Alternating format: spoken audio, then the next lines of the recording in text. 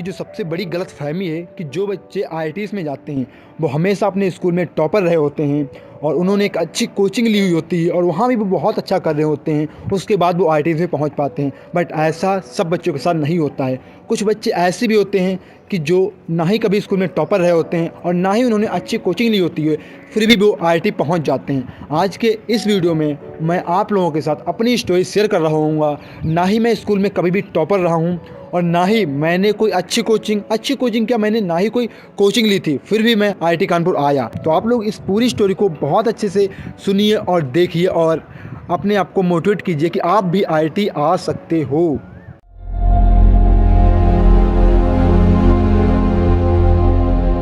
Class 10th के बाद मेरे को एडमिशन लेना था क्लास 11th में। क्लास 11th में मेरे को बायो लेनी है या मैथ लेनी है, ये मेरा कुछ फिक्स नहीं था। ना ही मेरा बहुत अधिक इंटरेस्ट बायो में था और ना ही मेरा बहुत अधिक इंटरेस्ट मैथ में था और ना ही मेरे मम्मी पापा स्कूल गए थे जो कि मेरे को बता सकते कि बायो अच्छी है या मैथ अच्छी है, इसमें से एक चूज़ किया जाए। तो मैंने अपने फ्रेंड के कहने पर मैंने मैथ ले लिया, क्योंकि उन्होंने मेरे को मैथ में बहुत सारे करियर ऑप्शन गिना दिए थे। तो मेरे को थोड़ा मैथ की तरफ लगाव बढ़ गया और हाँ, बायो में सोच ज़्यादा लेने का यार, क्योंकि थोड़ा बहुत इंटरेस्ट था मेरा बायो में। बट फिर बायो में करना क्या है, कैसे कुछ करना, तो मेरे को कुछ नहीं पता था। तो इसीलिए मैंने बायो को छोड़ के मैथ अपने फ्रेंड के कहने पे डिसाइड कर लिया और मैथ मैंने ले लिया। अब जब मैंने मैथ ले लिया, बट फ्यूचर का मेरा कोई प्लान नहीं था कि मेरे फ्यूचर में क्या करना है, क्या बनना है, और मैंने लिया है मैथ। तो क्यों लिया है, बट जैसे कि मैक्सिमम बच्चे सिटीज़ में रहते हैं या और कहीं रहते हैं तो उन्हें पता होता है कि मैथ लिए तो मेरे को ये बनना है, ठीक है ना, लाइफ में मेरे को ये करना है। बट मेरा कुछ भी डिसीजन नहीं था कि मेरे को क्या करना है। जब मैंने मैथ ले लिया और मेरा कोई फ्यूचर प्लान नहीं था, तो मेरा क्लास 11 बिल्कुल बर्बाद जा रहा था। और यार, गांव में जो एक रहता है ना, मिसकंसेप्शन किया क्लास 11th में हो तो पढ़ना क्या है, वैसे भी स्कूल वाले पास ही कर देंगे, अच्छे मार्क्स दे ही देंगे। क्योंकि स्कूल में ये होता है कि तो पढ़ो या ना पढ़ो, वो 11th का जो स्कोर रहता है वो तुम्हारा उससे ही बनता है ना, स्कूल वाले ही बनाते हैं तो बहुत अच्छा बना देते हैं, उससे कोई फर्क नहीं पड़ता। तो इसी तरह से मेरा क्लास 11 पूरा बर्बाद हो गया। मैंने कुछ भी पढ़ाई नहीं की थी। हाँ, ये था कि 2-3 घंटे पढ़ लेता। तो अब एक ऐसा दिन था जिस दिन मेरा फ्यूचर डिसाइड होना था कि मेरे को लाइफ में करना क्या है। तो ऐसे ही मैं अपने पापा और के साथ अपनी शॉप पे बैठा हुआ था। तो एक अंकल जी आते हैं, वो मेरे से पूछते, भाई तू क्या पढ़ रहा है, मेरे पापा से पूछते कि तुम्हारा बेटा क्या पढ़ रहा है। तो मेरे पापा बोलते हैं कि इसी से पूछ लो क्या कर रहा है। तो वो मेरे से पूछते क्या कर रहा है, तो मैं बताता हूँ कि मैं 11th में हूँ अभी और मेरे पास मैथ है। बोला मैथ है, तो बोला कितने घंटे आप स्टडी करते हो। तो मैंने बोला 2 से 3 घंटे पढ़ लेता हूँ डेली बेसिस पे। बोला 2 से 3 घंटे, 2 से 3 घंटे में क्या होता है, तुम गेम भी खेलते रहते हो, बहुत सारी चीज़ें करते रहते हो। तो मैंने बोला हाँ, 2-3 घंटे पढ़ते हैं। तो उन्होंने बोला कि मेरा बेटा जो क्लास 12th में था तो वो 6 घंटे स्टडी करता था। तो मैंने भाई, अब मैंने कभी भी इतना पढ़ा नहीं था, तो मैं वहाँ पे थोड़ा शौक रह गया कि 6 घंटे कौन स्टडी करता है यार। तो मैंने पूछा कि अभी वो क्या कर रहे हैं। उन्होंने बोला कि अभी वो जॉब कर रहे हैं। मैंने कहा कहाँ जॉब कर रहे हैं। बोला कि वो एक ओल्ड फैक्ट्री में जॉब कर रहे हैं जहाँ उनकी मतलब कि 20 लाख के अराउंड की सैलरी। मैंने कहा 20 लाख, मैंने तो हमेशा अभी तक जो 60 से 70,000 के अराउंड ही सैलरी सुनी थी पर मंथ के हिसाब से, जो भी एक अच्छे इंजीनियर की होती है। जब उन्होंने बताया कि 20 लाख पर एनम, दिन में काफ़ी शौक रह गया। मैंने पूछा कैसे, क्योंकि इतनी अधिक तो मैंने कभी सुनी नहीं थी। तो मैंने पूछा कैसे इतनी सैलरी उन्हें मिलती है। तो उन्होंने बताया कि उसने आईआईटी से बीटेक किया हुआ है, जिससे कि एक अच्छी कंपनी में जॉब लग गई है, तो वहाँ वो अच्छा इतनी सैलरी इसीलिए उसकी है। अब मेरे को आईआईटी के बारे में थोड़ी क्यूरियोसिटी हुई कि आईआईटी होते क्या है, कैसे यहाँ पे एडमिशन लिया जाता है। हाँ, थोड़ा बहुत मैंने देखा था कि आईआईटी ये होती है, बट बहुत डिटेल में मैंने कभी भी नहीं इसके बारे में सोचा था और ना ही मेरे को इसमें जाना था, ठीक है ना। जब मैंने उनसे ये सुना, देन फिर मैंने आईआईटी के बारे में सर्च करना स्टार्ट किया, देखना स्टार्ट किया कि क्या होता है, कैसे एडमिशन लिया जाता है, प्रोसेस क्या होता है। देन मेरे को पता चला कि यार सबसे पहले मेरे को पता चला था AIEEE के एग्जाम के बारे में, AIEEE एग्जाम के बारे में। देन मैंने जब उसके बारे में सर्च किया तो पता चला ये तो एग्जाम यहाँ पे भी बंद हो चुका है, अब नहीं होता है। देन पता चला कि IIT JEE एग्जाम होता है, उसके थ्रू अब उसमें एडमिशन होता है। और ये भी पता चला कि IIT नहीं टॉप कॉलेज है, IIT के अलावा NIT, IIIT, GFTI से जहाँ से भी अच्छा खासा पैकेज लग जाता है। देन मेरी और थोड़ी क्यूरियोसिटी हुई और फिर मैं जब इस तरह से मेरा 11th पूरा चलता रहा। हाँ, जब मेरे को ये पता चला कि IIT में इतनी अधिक सैलरी होती है, देन वहाँ से मैं थोड़ा पढ़ना अपना स्टार्ट किया। 11th में ही 4 से 5 घंटे, थोड़ा और 5 घंटे तक हाँ मैं पढ़ना स्टार्ट कर दिया था। क्योंकि अब भाई IIT में आया था ना, अब कुछ करना था लाइफ में, उन्हें मुझे पता चला था कि लाइफ में ये सारी चीज़ें भी होती हैं। तो मैंने ये सब करना स्टार्ट किया।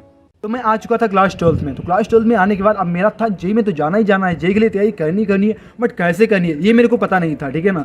और कोई स्ट्रेटजी भी, कोई प्लान भी नहीं था, कोई बताने वाला भी नहीं था। तो मैंने टीचर से बात की और सब लोगों से बात की कि मेरे को क्या करना चाहिए। तो उन्होंने सबसे पहले यही बताया कि सबसे पहला तुम्हारा काम बनता है कि तुम 12th में 75+ % ला दो, ठीक है ना। क्योंकि जितना अच्छा तुम्हारा 12th में आ जाएगा उतने तुम्हारे चांस रहेंगे आईआईटी में जाने के। क्योंकि हमारे यहाँ से मैक्सिमम लोगों ने ड्रॉप करके ही आईआईटी में गए हुए थे। तो फिर वही मैंने भी सोचा कि क्लास 12 में अच्छी परसेंटेज लाते हैं, यानी परसेंटेज लाते हैं, देन मैं आईटी के बारे में या तो कोटा चला जाऊँगा, किसी अच्छी कोचिंग को ज्वाइन कर लूँगा, ये मैंने सोचा था, ठीक है ना। बट ये था कि मैं थोड़ा थोड़ा पढ़ता रहा था। अब क्लास 12 में जैसे इंटर किया और मैंने जनवरी से ही, अभी आप लोगों को जो अप्रैल से या मई से स्टार्ट करते होंगे पढ़ना, बट हमारा अलग ही सीन था। मैंने जनवरी से ही अपनी जो ट्यूटर की तरह से कोचिंग लगा ली थी। मतलब स्कूल में जो टीचर पढ़ाते थे उन्हीं से मैं उनके घर जाके मैथ पढ़ता था, ठीक है ना। जनवरी से ही मैंने स्टार्ट कर दिया क्लास 12 का, तो मैं जनवरी से ही मैथ पढ़ना स्टार्ट कर दिया। और मैथ थोड़ा बहुत ही डिफिकल्ट भी नहीं लगा था और इतना ईजी भी नहीं लग रहा था, बट हाँ मज़ा आ रहा था क्योंकि क्वेश्चन बन रहे थे। जब क्वेश्चन बनते मैथ के तो मज़ा आ रहा था। और वहीं पर एनसीईआरटी बुक स्टार्ट हो गई थी तो वही मैं लगाता था। अब इसी के साथ साथ मैं पता क्या करता था कि जो फिजिक्स की मैंने बुक बताई थी कि उसमें जेई और अदर एग्जाम के AI ट्रिपल के क्वेश्चन रहते थे, जब मैं फिजिक्स पढ़ता था और साथ ही साथ में जब पूरा चैप्टर कंप्लीट हो गया उसके बाद में उन क्वेश्चन को ट्राई करता था। और जब धोखे से भी यार 1 या 2 क्वेश्चन बन जाते थे, वो भी इंग्लिश में, मैं हिंदी मीडियम से था और हिंदी की बुक पढ़ता था और इंग्लिश वाले 1-2 क्वेश्चन बन जाते थे, तो ये अलग ही लेवल की खुशी आती थी, बहुत अलग लेवल की खुशी रहती थी। तो इस तरह से मैं मैथ में तो ऐसी बुक थी नहीं, मैथ में तो जिसके क्वेश्चन नहीं रहते थे, बट मैंने जो सबसे डिफिकल्ट क्वेश्चन रहते थे उन्हीं में ट्राई करता था और लगाता था, ठीक है। तो इस तरह से मेरा जो क्लास 12 था वो चलता रहा। और क्लास 12 में मैंने मैक्सिमम अपनी जो स्टडी की थी वो ऑनलाइन ही की थी। और इसी आपको पता होगा कि मैंने आपको बताया कि मेरे को क्लास 10 के बाद एक एंड्रॉयड का फ़ोन मिल गया था और वही फ़ोन क्लास 12 में जाते जाते बर्बाद हो गया था। वो कैसे वो स्टोरी मैं आपको बता देता हूँ शॉर्ट में। एक दिन ऐसा हो कि मैंने फ़ोन को चार्जिंग पे लगाया और किसी कारणवश पता नहीं क्या हो गया कि सर्किट चला गया, कुछ हो गया, फ़ोन चार्ज नहीं हुआ। अब फ़ोन चार्ज नहीं हुआ, फिर मैंने 200 चार्ज से ट्राई किया, फिर भी चार्ज नहीं हुआ। तो मैंने सोचा बैटरी ख़राब हो गई है, और बैटरी नहीं बल्कि उसके जो सर्किट होता ना वो ख़राब हो गया था। मैंने बैटरी खोल के पूरी बैटरी खोल डाली और बिल्कुल बर्बाद कर दी बैटरी, तो उससे मेरा फ़ोन हो गया बर्बाद, ठीक है ना। अब मेरे को देखो, अब उस टाइम पर मैं 2020 में आ चुका था, ठीक है ना। तो नहीं, हाँ 2019 में आ चुका था, और जहाँ पर ऑनलाइन बहुत जियो फ़ोन आ चुका था और जियो सिम आ चुका था और ऑनलाइन बहुत सारे टीचर पढ़ा रहे थे, अच्छा पढ़ा रहे थे। मैंने भी वहीं से पढ़ना स्टार्ट किया। अब आप लोग बोलोगे फ़ोन तो था नहीं तो पढ़ते कैसे थे, तो मेरे अंकल का फ़ोन था, उन्होंने लिया था। तो उनका फ़ोन मैं सुबह 3 बजे उठता था और ले लेता था सुबह जाके, और 3 से 4 घंटे लेक्चर वहाँ देख लेता था। मैक्सिमम टाइम में केमिस्ट्री और मैथ पढ़ता था ऑनलाइन, ठीक है, केमिस्ट्री और मैथ पढ़ता था। तो इस तरह से मैंने बहुत ही जल्दी अपना क्लास 12 को कवर करने का ट्राई किया। जितना अधिक फास्ट हो सके उतना अधिक फास्ट मैंने ट्राई किया अपने कंप्लीट करने का।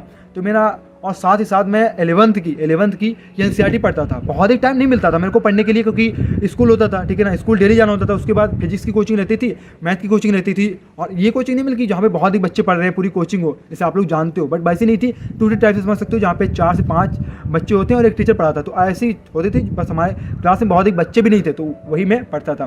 तो इस तरह से मेरा क्लास 12 चलता रहा।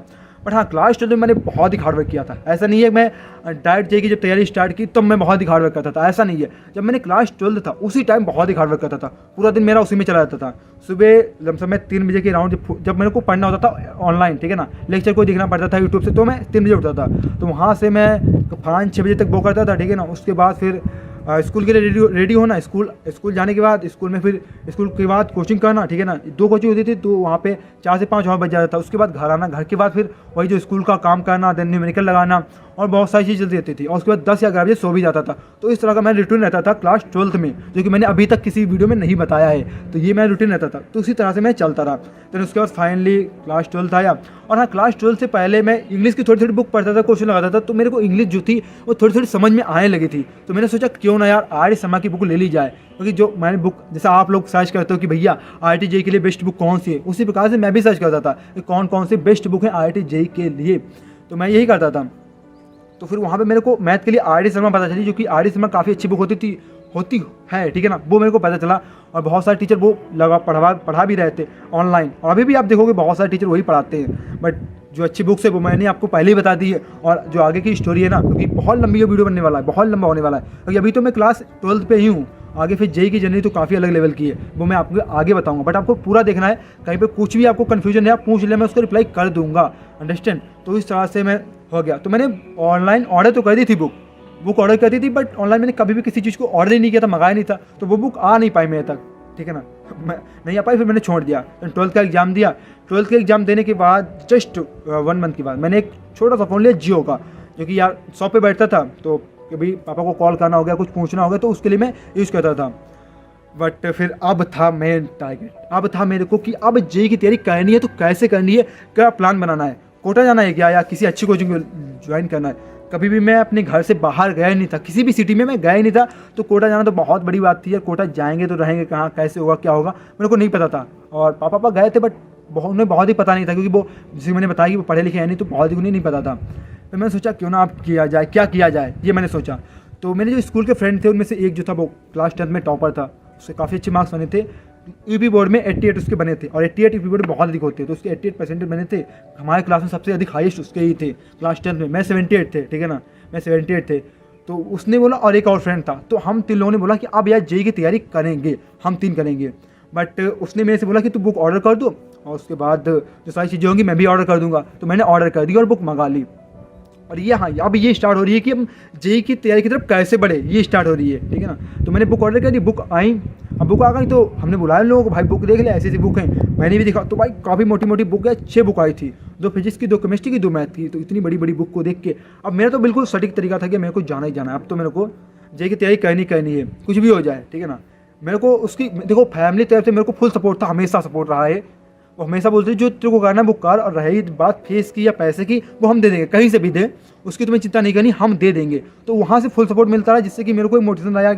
अब पापा बोले, मम्मी बोले, फैमिली वाले बोले कि तुम करो जो करना है, हम सपोर्ट कर रहे हैं, ठीक है ना। तो इसी तरह मेरा मोटिवेशन बना रहा। तो उन लोगों ने बोला कि यार भाई देख यार, IIT में फीस बहुत ही पड़ती है, 1.5 लाख पर सेमेस्टर पड़ती है, और 3 लाख पर ईयर के, हम लोग पे नहीं कर सकते। तो मैंने, और देखो उनको ये नहीं पता था कि यार जो होता है 1 लाख से यदि आपकी कम इनकम है तो आपकी जो ट्यूशन फीस होती है वो सारी माफ़ हो जाती है, बस आपको यहाँ पे हॉस्टल फीस और थोड़ा बहुत देना पड़ता है। उन्हें नहीं पता था ये सारी चीज़ें, तो इससे वो डर गए, उन्होंने छोड़ दिया। अब मैं अकेला फंस गया, अब मैं करूँ तो क्या करूँ, कि मैं घर पे बैठ के तैयारी करूँ, और घर पे बैठ के आपको पता ही नहीं चाहिए सेल्फ स्टडी से कैसे ही होता है, बहुत ही कम लोगों का होता है। तो फिर मैंने सोचा नहीं यार, अब तो मेरे को करना ही करना है। और उस टाइम पर बहुत सारे टीचर ऑनलाइन आ चुके थे, अच्छा पढ़ा भी रहे थे। और भाई फिजिक्स वाला की तो बात ही हम कम करें, ठीक है ना, कम क्या, जितनी अधिक कर सके उतनी ही कम है, क्योंकि बहुत अच्छा वो पढ़ा रहे थे, फिजिक्स तो बहुत अच्छा पढ़ा रहे थे। तो वहाँ से जब फिजिक्स वालों को मैंने देखा तो अब मेरे को लगा कि यार इनसे भी पढ़ेंगे, और काफ़ी टॉप टीचर कोटा के भी थे जो वहाँ पे पढ़ा रहे थे। मेरे को लगा कि पढ़ सकते हैं, कर सकते हैं, हो जाएगा यहाँ से, कोई ना कोई अच्छा कॉलेज मिल जाएगा। और बहुत से मेरे पास ऑफर भी आए, लोगों ने बोला कि यार जा तो प्राइवेट कॉलेज से बीटेक कर ले, क्यों तैयारी के चक्कर में पढ़ा है, नहीं होगा तेरे से, नहीं होगा तेरे से, क्योंकि नहीं होता किसी का भी सेल्फ स्टडी से, तेरा कैसे हो जाएगा। मैंने बोला चलो नहीं होगा, कोई बात नहीं, कोई ना कोई गवर्नमेंट कॉलेज तो मिल जाएगा यार, यूपी का गवर्नमेंट कॉलेज मिल जाएगा, वो ले लेंगे, उसमें सेटिस्फाई रह जाएंगे, क्योंकि सेल्फ स्टडी से क्या है, जो मिल जाएगा बहुत अधिक है। तो फिर मैंने स्टार्ट कर दी प्रिपरेशन। जब प्रिपरेशन स्टार्ट की तो स्टार्टिंग में तो काफ़ी बहुत डिफिकल्ट था मेरे लिए स्टार्ट करना, क्योंकि हिंदी मीडियम था, और हिंदी की बुक तो मैंने ऑर्डर हिंदी की ही बुक की थी। बट ना ही हिंदी के कोई लेक्चर मिल रहे थे, ना ही कोई हिंदी का टीचर पढ़ा रहा था, ना ही कोई क्वेश्चन मिल रहे थे क्योंकि हिंदी में किए जाए, और ना ही जेईई के बारे में जो इन्फॉर्मेशन थी वो भी हिंदी में नहीं थी। सारे आर्टिकल सब कुछ इंग्लिश में ही था, बहुत ही कम आर्टिकल थे जो हिंदी में रहते थे, और रहते हैं भी, अभी भी हैं। तो ऐसा था। फिर सोचा चलो कुछ ना यार, करते तैयारी।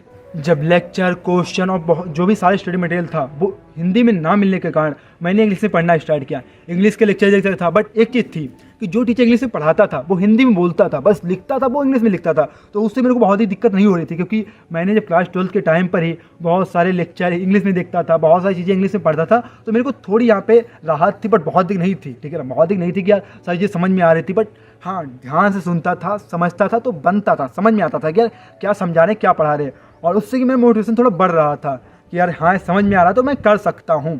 बट हाँ, जब मैंने स्टार्ट किया प्रिपरेशन तो स्टार्टिंग में यार मैं 2 घंटे, 3 घंटे, 4 घंटे इससे ऊपर नहीं पढ़ पाता था। और मैक्सिमम मैं लेक्चर ही देखता था, पूरा दिन लेक्चर देख रहा। और लेक्चर देखने से क्या होता है, जब तक आप सेल्फ स्टडी नहीं करोगे लेक्चर देखने से कुछ नहीं होता है। तो स्टार्टिंग में यही मैं करता रहा कि मैंने कहा ये था कि सबसे पहले मैं लेक्चर देख के सारा सिलेबस खत्म कर लूँ। बट क्या उस सिलेबस का फायदा जो सिर्फ लेक्चर देखने से करोगे, पढ़ोगे नहीं। तो ये मैंने की सबसे बड़ी गलती, ये मैंने स्टार्टिंग में की थी। 1 मंथ तक ये गलती की थी। अप्रैल से मैंने अच्छे से स्टार्ट किया था, तो 1 मंथ तक मैंने ये गलती कर दी थी। और हाँ, एक चीज़ मैं आपको बताना भूल गया कि मेरे पास फ़ोन नहीं था।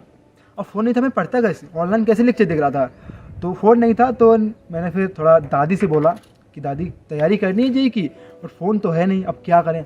तो फिर मैंने थोड़ा उन्हें पढ़ाया, अच्छे से बोला, समझाया, एग्री किया कि लैपटॉप उनसे दिलवा लिया, ठीक है। एक सेकंड हैंड लैपटॉप शॉप पे जाके मैंने ले लिया, उससे मैं लेक्चर देखता था, सारी चीज़ें करता था, ठीक है ना। तो ये मेरा रहा कि मैं कैसे लेक्चर देखता था, मेरे पास फ़ोन नहीं था तो ठीक है ना। तो ये मैं स्टार्टिंग में ये करता रहा। देन बाद में मेरे को रियलाइज हो कि ये मैं सबसे बड़ी गलती कर रहा हूँ, ऐसा नहीं होता है। देन फिर मैंने अपना रूटीन बनाया अच्छे से कि सुबह से उठ के, जिस प्रकार से कोचिंग में होता है कि कोचिंग में फिजिक्स की 1 घंटे की क्लास होती है, देन उसके बाद केमिस्ट्री की 1 घंटे की क्लास होती है, देन मैथ की 1 घंटे की क्लास होती है। तो उसी हिसाब से मैंने भी अपना बनाया कि मेरे को अब 2 लेक्चर देखने डेली बेसिस पे, 2 लेक्चर फिजिक्स के, 2 लेक्चर केमिस्ट्री के, 2 लेक्चर मैथ के। तो ये मेरे डेली बेसिस पे 6 लेक्चर मेरे को देखना था, ये मैंने डिसाइड किया। उसके बाद जैसे सुबह से उठने के बाद मैं 6 लेक्चर कंप्लीट होंगे, देन उसके बाद मैं पूरा टाइम सेल्फ स्टडी पे दूंगा और डेली बेसिस पे मिनिमम 2 घंटे फिजिक्स को, 2 घंटे केमिस्ट्री को, 2 घंटे मैथ को मेरे को न्यूमेरिकल पे देना ही देना है। उसके बाद थोड़े नोट्स बनाने के लिए अलग टाइम देना है। तो ये मैं रूटीन मैंने बनाया, स्टार्ट किया। बट हाँ, ये रूटीन मेरा बहुत ही थोड़ा डिफिकल्ट फील हो रहा था। स्टडी में फॉलो ही नहीं हुआ, बिल्कुल नहीं फॉलो हुआ, क्योंकि मैंने कभी इतना पढ़ा ही नहीं था, कभी भी नहीं पढ़ा था। अबे क्लास 12 के टाइम में पढ़ता था इतना अधिक, बट यार वहाँ पे स्कूल रहता था, फ्रेंड रहते थे सारे, मैं अकेला नहीं था, टीचर थे, सब समझा रहे थे, बच्चे थे, स्कूल था जहाँ पर पूरा दिन पता नहीं चलता था कहाँ चला जाता था। बट घर पे अब तो सेल्फ स्टडी कर रहा था, तो कोई था ही नहीं, अकेले पढ़ना था, अकेले देखना था, सब अकेले ही करना था। तो बहुत ही हेक्टिक था वो टाइम जब मैं इतना अधिक फॉलो कर रहा था। तो स्टार्टिंग में मेरे को कम से कम जो 21 डेज़ का रहता है ना, जो आपने कोटा फैक्ट्री देखी है ये तो भैया वाला कि 21 डेज़ का जब लोग टारगेट बनाते हो, फॉलो करते दिन आपकी हैबिट बन जाती है। तो वही मैंने किया 21 डेज़। तो ऐसे मेरे को कोई रूल पता नहीं था, पर मैंने उसे फॉलो किया। तो मेरे को कम से कम 15 से 20 दिन लग गए थे इस रूटीन में आने में, ठीक है। तो ये मेरा था। और हाँ, एक और मेरी थी चीज़ कि मेरे को करना कैसे। अभी आप लोग कन्फ्यूज हो कि भैया जेईई की तैयारी करनी है तो करनी कैसे, मेरा 11th बर्बाद है तो 12 में कैसे करूँ। और मेरे पास एक ही साल था, देखो मैंने क्लास 12 की बात किया था, बट क्लास 12 में मैंने कोई जेईई का एग्जाम नहीं दिया था, जिससे कि मेरे को जेईई के एग्जाम के बारे में कोई भी कुछ भी नहीं पता था, अंडरस्टैंड। तो फिर मैंने ये किया। फिर मैंने सबसे पहले था कि मेरे को 11th सबसे पहले कवर करना है, क्योंकि मैं आपको बताता हूँ कि यार जो बच्चे अभी क्लास 12 में जाने वाले हैं तो वो अपना 11th को थोड़ा पोर्शन देख ले। तो मैंने सबसे पहले सोचा कि 11th को मैं जुलाई अगस्त तक कंप्लीट कर दूंगा। जुलाई का मेरा लास्ट जुलाई में था कि जुलाई तक मैं 11th कवर कर दूँगा, कंप्लीट कर दूँगा, न्यूमेरिकल बेसिस पे, थ्योरी बेसिस पे सब कुछ कवर कर दूँगा। बट क्या इतना आसान नहीं होता ना। जिस प्रकार से मैं आपको स्ट्रेटेजी देता हूँ, मेरे को कोई नहीं देने वाला था स्ट्रेटेजी जो मेरे को बता सके ऐसे से किया जाता है। जो मेरे को अच्छा लगता था वो मैंने करता था। तो हाँ, देन मैं फास्ट करता रहा। देन मैंने अपना 50% जो क्लास 11 था वो मैंने जून तक कंप्लीट कर लिया था। उसके बाद मैंने देखा कि सारी चीज़ तो इंपॉर्टेंट है नहीं 11th की जो मेरे को करनी चाहिए, तो सबसे जो इंपॉर्टेंट चीज़ें हैं वो मैं करता हूँ। फिर मैंने 11th आधा करने के बाद 12th पे जंप कर गया। बट हाँ, मैं मैथ पूरी किया था, मैथ हो गया, केमिस्ट्री हो गया, ये मैंने पूरी 11th की थी, पूरी जो सबसे इंपॉर्टेंट चैप्टर थे वो सारे मैंने किए थे। फिर मैं क्लास 12 पे जंप किया और क्लास 12 पे जंप करते ही, और मैं सबसे बड़ी गलती ये कर रहा था कि मैं प्रॉब्लम प्रैक्टिस कर ही नहीं रहा था। प्रॉब्लम प्रैक्टिस कर रहा था, मॉक टेस्ट नहीं दे रहा था। और मॉक टेस्ट देता कैसे, कोई मैंने कोचिंग तो ली नहीं रखी थी जो मेरे को वो मॉक टेस्ट देते, वो मैं करता। हिंदी से था, इंग्लिश मॉक टेस्ट मिलते थे ऑनलाइन, ठीक है, वहाँ तो मैं उन्हें कभी कभी ट्राई करता था, पर बहुत दिन नहीं देता था। तो ये सबसे बड़ी मेरी गलती रही, जिसे मैं अभी रिग्रेट करता हूँ। यदि मैं दोबारा जाऊँ और अपनी जेईई की तैयारी में फिर से जाऊँ, यदि मेरे को करने का मौका मिले, वही टाइम फिर से मिले, तो मैं वो सारी गलतियाँ कम करूँगा जो मैं करता था। पहली कि मैं एक लेक्चर देखता था वो मैं ख़त्म करूँगा। दूसरी, मैं अपनी प्रॉब्लम प्रैक्टिस कम करता था, यानी कि मॉक टेस्ट नहीं देता था, अपने आप को चेक नहीं करता था। तो ये मेरी सबसे बड़ी मिस्टेक रही, अंडरस्टैंड। तो इसी तरह से मेरा चलता है तैयारी। और उसके बाद मैंने क्लास 12 का सिलेबस कवर किया। तो मेरा हाँ जो मेन टारगेट था वो था नवंबर तक सिलेबस कंप्लीट करना।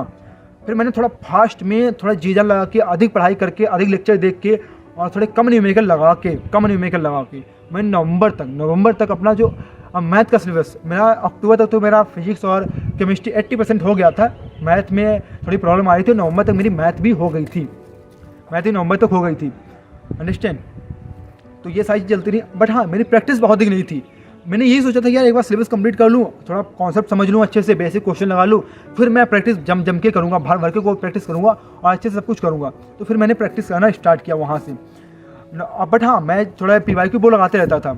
बट जब मेरा सिलेबस कंप्लीट हो गया नवंबर में, अब मेरे पास दिसंबर और जनवरी, अब जनवरी में तो एग्जाम होने वाला था जेईई का, दिसंबर में फॉर्म भर दिया था, जनवरी में एग्जाम होने वाला था, नवंबर में मेरे पास था। तो नवंबर दिसंबर तक मैंने भर के जितने भी मेरे को DPP मिली ऑनलाइन, इधर उधर जहाँ भी जो भी अच्छे टीचर थे उनसे मैं सारी DPP वहाँ तक लगाता था, सारी DPP उनकी मैं सॉल्व करता था। तो ये मैं करता था, ठीक है ना।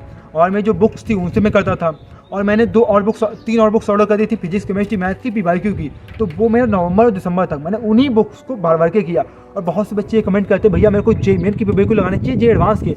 तो मैं उन्हें सबसे पहले ही बोलता हूँ भाई तू यार क्यों गलत फहमी में पड़ा हुआ है, सारे लगा तो फिजिक्स तो IIT जेईई मेन की भी लगा, एडवांस की भी लगा, क्योंकि तू दोनों लगाएगा तभी तेरा कुछ अच्छा हो पाएगा। क्योंकि जेईई मेन तो आराम से कर लेगा, और तूने जेईई मेन लेवल की तैयारी कर रखी है, तू एडवांस सॉरी फॉर दैट, तो जेईई मेन लेवल की तैयारी करके तो जेईई मेन में ही तू अच्छा नहीं कर पाएगा, क्योंकि तूने उसी लेवल की तैयारी कर रखी है, ठीक है ना। यदि तू थोड़ा उससे ऊपर बढ़ जा तो अच्छा करके आएगा ना, करके तू अच्छा वैसे भी बहुत अच्छा करके नहीं आ पाएगा।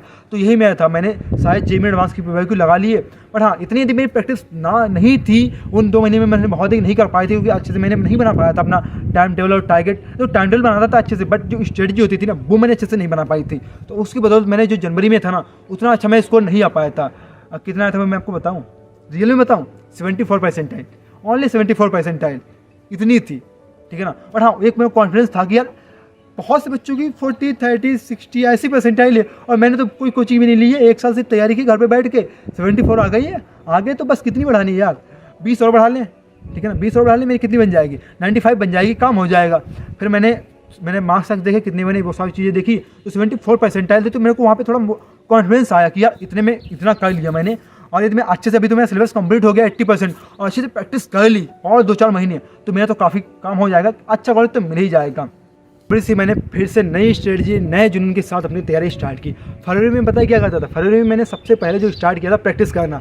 अब जैसा कि आपको पता होगा कि मैंने आपको बताया कि मैंने नवंबर तक अपना सिलेबस 80% कवर कर लिया था कॉन्सेप्ट वाइज बहुत अच्छे से, इसीलिए मैंने अपनी फरवरी से प्रैक्टिस करना बहुत ही स्टार्ट कर दिया। अब ये प्रैक्टिस बहुत ही करता था तो मैं रिवीजन और जो कॉन्सेप्ट थे उन्हें पढ़ता ही नहीं था, मैंने दोबारा पढ़ना स्टार्ट ही नहीं किया था, ठीक है ना। तो इससे क्या हुआ कि मैं प्रैक्टिस करता था, क्वेश्चन बनते नहीं थे, जिससे मैं डिमोटिवेट हो जाता था कि यार क्वेश्चन बन क्यों नहीं रहे, मैंने सब कुछ पढ़ के रखा है, ये सब पढ़ के रखा है, फिर भी क्वेश्चन क्यों नहीं बनने। और जो गलती मैंने कर रहा था ना कि रिवाइज तो कहीं नहीं रहा हूँ, कॉन्सेप्ट तो पढ़ ही नहीं रहा हूँ, थोड़े बहुत, अरे बिल्कुल नहीं, बहुत ही नहीं पढ़ना चाहिए, थोड़ा तो पढ़ना ही चाहिए, वो मैं कर नहीं रहा था। तो ये मैंने फिर देखा, जब ये देखा दोबारा फिर से मैंने अपने दूसरे नोट्स बनाए। अब यहाँ पे था नोट्स मैंने पहले नहीं बनाए थे क्योंकि टाइम नहीं मेरे को मिला था नोट्स बनाने के लिए, तो मैंने यहाँ पर शॉर्ट नोट्स बनाए, पूरे डिटेल नोट्स नहीं बनाए क्योंकि टाइम यहाँ पर भी नहीं था, क्योंकि अप्रैल में एग्जाम होने वाला था, ठीक है ना। तो मेरा था कि अप्रैल में एग्जाम होने वाला था, बट जब हुआ तो आपको पता ही है। तो ये मैंने सोच के सारी चीज़ें करी की, ठीक है ना। तो अभी मैं बहुत ही प्रैक्टिस करता था, शॉर्ट नोट्स बनाए, उससे मैं अब रिवीजन करता था। अब मैंने पहले ही जेईई एडवांस की प्रीपेयर को लगा के रखे थे, अब मैं नई कोचिंग के मॉड्यूल डीपीपी वो लगाता था। अब जैसे कि बहुत सारे स्टूडेंट्स हो गया, एलन हो गया, इनकी डीपीपी डाउनलोड कर ली थी और इनकी वो मॉक टेस्ट मोशन की भी मैंने डीपीपी डाउनलोड की थी, वो मैं लगाता था उस टाइम पे। अब ये सब मैं करता रहा, अब इसी तरह से चलता रहा, 2 महीने, मार्च भी निकल गया। अब मार्च में जैसे आपको पता गया कोविड आ गया, ठीक है ना। मार्च 21 या 22 से जो पूरी इंडिया में लॉकडाउन स्टार्ट किया। अब यहाँ से सबसे अधिक प्रॉब्लम मेरे को क्रिएट हुई, सबको, पूरी सारे बच्चों को क्रिएट हुई थी, क्योंकि कोचिंग बंद हो गई थी, बच्चे घर आ गए थे। अब मेरा तो मैं कोचिंग ली नहीं थी तो मेरे को कोई प्रॉब्लम हुई थी नहीं थी, बट प्रॉब्लम पता मेरे लिए क्या हुई थी, मेरे को रफ कॉपी नहीं मिल रही थी, जहाँ मैं प्रैक्टिस कर सकूँ, पेज नहीं मिल रहे थे, वो दिक्कत सबसे बड़ी थी मेरे पास। मैं एक लेता था, ख़त्म करता था, दूसरी लेता था, यही मैं करता था। बट जब लॉकडाउन लग गया, सब बंद हो गया, पूरा इंडिया बंद हो गया, पूरा सारी शॉप्स बंद हो गई, अब प्रॉब्लम होती थी।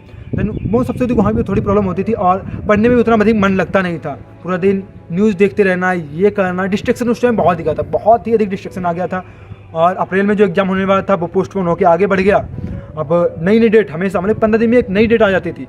और यूट्यूब पे तो अलग ही लेवल था, छोटा यूट्यूबर हो चाहे बड़ा यूट्यूबर हो, चाहे कितना बड़ा यूट्यूबर हो, हर दूसरे दिन उसका नया पोस्टपोन की डेट वो निकाल देता था, अपनी तरफ से वो डेट निकाल देता था, जिससे कि बच्चे बहुत ही डिस्ट्रैक्ट हो रहे थे। मैं खुद डिस्ट्रैक्ट हो रहा था, वो क्या, मैं भी जैसे सब बच्चे सर्च कर रहे थे कि new date for IIT JEE में, न्यू डेट ये वो फलाना ढिमाका, यही सब चलता रहता था। बहुत बच्चे डिस्ट्रैक्ट हो रहे थे। यूट्यूब पे नए नए सॉन्ग, नई नई चीज़ें, कॉमेडी वाले वीडियो, ये है वो है, भर भर के दिमाग ख़राब कर दिया था। इतना डिस्ट्रैक्शन मैंने पहले कभी नहीं देखा था यार। मेरी अच्छी तैयारी चल रही थी, यहाँ पे सब बिगड़ गया था। एक तो कॉपी नहीं मिल रही थी, एक तो ये था, बहुत ही डिस्ट्रैक्शन था। बट फिर मैंने क्या किया कि जो एक शॉप, जिनकी शॉप थी ना कॉपियों की, नोटबुक की शॉप थी, तो उनसे मैं जानता था उन्हें, तो और पास में थोड़ी दूर पे घर था मेरा उनसे, तो मैं उनके घर जाके उनसे मैंने एक पूरा बंडल जिसमें 10 से 12 होती हैं रफ कॉपियाँ मोटी वाली, तो वो मैंने मंगवा ली थी उनके घर पे, कहा रख लो तुम, हम ले जाया करेंगे यहाँ से। तो वो मैं वहाँ से, मेरा वो तो सॉर्ट आउट हो गया, ठीक है ना। अब रफ कॉपी मिलना स्टार्ट हो गई और जो डिस्ट्रैक्शन था ये थोड़ा कम करना था मेरे को, क्योंकि पहले इतना अधिक पढ़ा था, बहुत अधिक पढ़ा था, जिससे कि मेरे को यार थोड़ा ये सारी चीज़ें फील हो रही थी, यार थोड़ा इन्जॉय कर लें। बट वही ना, अब टाइम कम है, सारे बच्चे इन्जॉय कर रहे हैं, तुम भी करोगे तो यार तुम कैसे IIT में पहुँच पाओगे, ये मैंने नहीं सोच पाया था। बट मैं बहुत ही करता था। बट ये मैंने वहाँ पे बिल्कुल नहीं पढ़ाई की थी, अप्रैल में बिल्कुल नहीं पढ़ाई की थी, अप्रैल से स्टार्ट किया, अप्रैल में बिल्कुल पढ़ाई की ही नहीं थी। तो ये सारी चीज़ें चलती रही, ठीक है ना। तो उसके बाद फिर अब मई से मैंने दोबारा नए जुनून, नए जोश के साथ स्टार्ट किया, 0 से स्टार्ट किया, क्योंकि डेट पोस्टपोन हो गई थी, बहुत सारी चीज़ें हो गई थी। क्योंकि अब देखो मेरे को ये पता था कि अब जेईई में तो हो जाएगा, जेईई में मेरी अच्छी परसेंटेज आ जाएगी, सब कुछ जाएगा, फटाफट तो आराम से क्लियर हो जाएगी, कोई दिक्कत वाली बात नहीं। बट एडवांस के लिए अब तैयारी मेरे को करनी है, अब एडवांस के लिए तैयारी करनी है। तो एडवांस के लिए मैंने एडवांस की बुक सर्च किया, जैसे कि आप लोग सर्च करते हो, पूछते हो मेरे से भैया एडवांस के लिए बुक कौन सी है, तो वो मैंने एडवांस की बुक के बारे में सर्च करना स्टार्ट किया, देखा, तो पता चला एडवांस की ये बुक्स हैं, बट सबसे पहले सब ये बोल रहे थे कि एडवांस की PYQ कर लो अच्छे से, देन बुक पे जाओ। फिर मैंने एडवांस के सबसे पहले PYQ अच्छे से फिर से दोबारा किए, फिर से दोबारा IIT JEE में एडवांस के पूरे PYQ किए, फिर एडवांस के मैंने क्वेश्चन लगाए। फिर और जो बुक्स थी जैसे कि ये CV तो पहले मैंने लगा के रखी थी, ठीक है ना, मैंने आपको बताया नहीं बट पहले ही मैंने लगा के रखी थी। DC पांडे के कुछ क्वेश्चन मैंने किए थे, बहुत ही कम क्वेश्चन, लिमिटेड क्वेश्चन किए थे। ब्लैक बुक थी जो, उसके मैंने बहुत ही कम क्वेश्चन किए थे। हाँ, सिंगेज मैंने बहुत देखी थी बट मैं सभी बच्चों को रिकमेंड ही नहीं करता सिंगेज करो, बिल्कुल रिकमेंड नहीं करता सिंगेज करो, क्योंकि बहुत बेकार बुक है यार। बहुत ही कम क्वेश्चन है जो कि JEE से रिलेवेंट रहते हैं वो, बट मैंने वो की थी, बट सारी नहीं की थी यार। मैंने और इवन करके क्वेश्चन किए थे, 100 क्वेश्चन स्टार्टिंग के लिए, उसमें से और वाले या इवन वाले सारे क्वेश्चन कर लिए। उसके बाद लास्ट के जो एडवांस की PYQ पहले बहुत पहले आए हुए थे वो किए, मैंने जो कॉलम किए इंटीजर वाले किए, तो जो एडवांस से रिलेटेड क्वेश्चन सिंगेज में थे वो मैंने किए थे, अंडरस्टैंड। तो इस तरह से मैंने सब कुछ किया और इसी तरह से मेरा जून जुलाई अगस्त में थोड़ा चांस था एग्ज़ाम होने का, बट फिर भी वहाँ पर पोस्टपोन हो गया। और सितंबर में मेरा एग्ज़ाम होने का वो टाइम आया, अब सितंबर में एग्ज़ाम था। अब यहाँ पे मैंने अच्छे से जो जुलाई और अगस्त बहुत अच्छे से तैयारी की थी, बहुत ही मॉक टेस्ट लगाए थे, बहुत ही प्रैक्टिस की थी और पूरा 15 घंटे में स्टडी करता था, पूरा 15 घंटे स्टडी करता था। एक घर पे था, बहुत जम के तैयारी मैंने यहाँ पे की थी, क्योंकि मैं एक वीडियो बना दूँगा कि कैसे मेरा रूटीन बनाता था, क्या बनाता था, उसके लिए अलग से वीडियो आ जाएगा। तो मैंने बहुत अच्छे से तैयारी की। और हाँ, लास्ट के 10 डेज में मैंने किया था वो मैं आपको बता दूँ। लास्ट के 10 दिन में मैंने बहुत ही मॉक टेस्ट लगाए थे। और हाँ, एक NTA टेस्ट, अभ्यास टेस्ट वो भी आ गया था, जहाँ इसने NTA ने दिया था, जिससे बहुत सारे मॉक टेस्ट आ गए थे। अब यहाँ पे एक फ़ायदा ये था कि यार यहाँ पे हिंदी में भी मॉक टेस्ट थे, इंग्लिश में भी थी, और उनका पूरा सोल्यूशन भी मिल जाता था क्वेश्चन करने के बाद। तो यहाँ से मेरे को बहुत ही फ़ायदा हुआ था। ये मैंने NTA अभ्यास टेस्ट सिर्फ मैंने 60 पेपर लगाए थे, मिनिमम 60 पेपर मैंने वहाँ पर सॉल्व किए थे। उसके बाद LL की